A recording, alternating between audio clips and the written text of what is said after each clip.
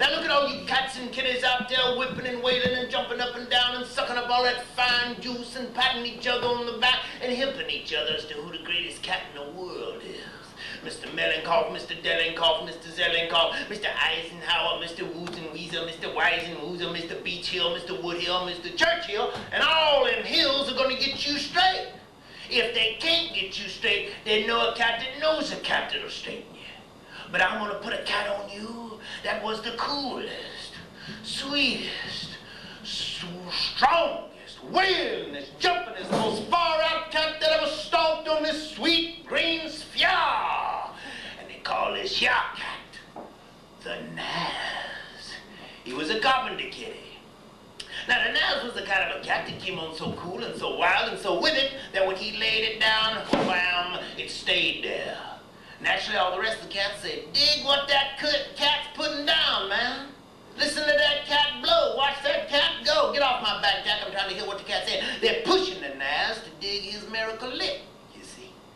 So the Naz say, cool, baby. Say, I ain't gonna take 2, 4, 6, 8 of you cats. But I'm gonna take all 12 of you studs and straighten y'all at the same time. So you look like pretty hip cats. You buddy with me. So the Naz and his buddies was goofing off down at the boulevard one day when they run into a little cat with a bent frame. And the Naz look at the little cat with the bent frame and he say, what's the matter with you, baby?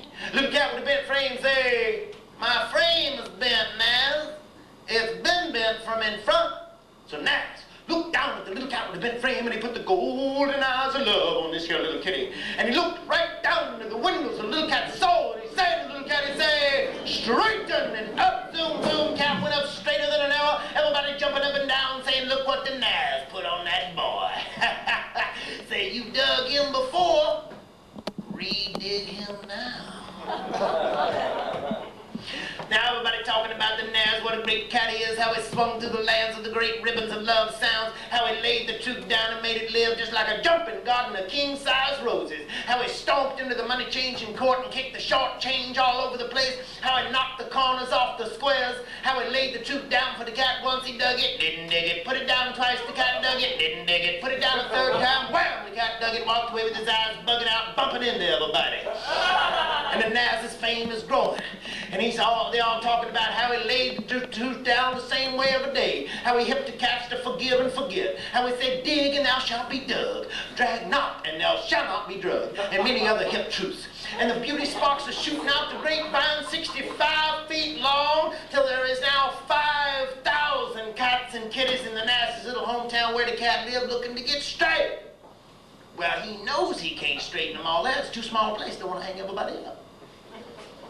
So the Naz look at these cats and kitties with a great love look on his face and he say, come on, babies. Let's cut out on down the pike. And there went the Naz with these 5,000 cats and kitties stomping up a great necklace of beauty.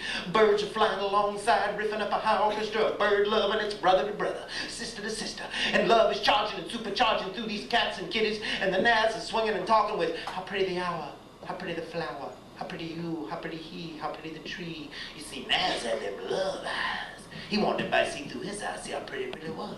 And it's having such a wailing glory and a style stomping hike that before you know it, it's scoffing time. And these poor cats are 42 miles out of town. Ain't nobody got the first biscuit. So the Naz look at these cats and kitties kicking the sand and they say, you hungry, ain't you, babies? They say, yeah, Naz, we was so busy digging what you was putting down, we didn't prepare. Say, we goofed. Naz say, well, we got to take it easy here.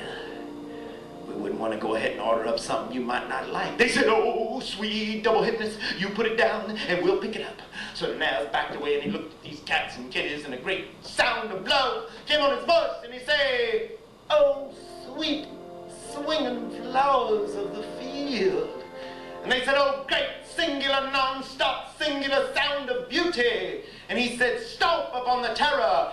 They hit it. He said, lift your miracle, the body. The body went up. He said, lift your arms to heaven. The arms went up. He said, higher. They went higher. And the Naz said, dig infinity.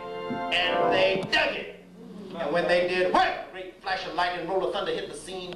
And in one hand was a great bit of juicy, stuffed, smoked fish. And in the other, a big, thick, gone loaf of that honey-tasting, ever-loving, good, groovy, down-home-made Southern bread. Why, these poor cats flipped.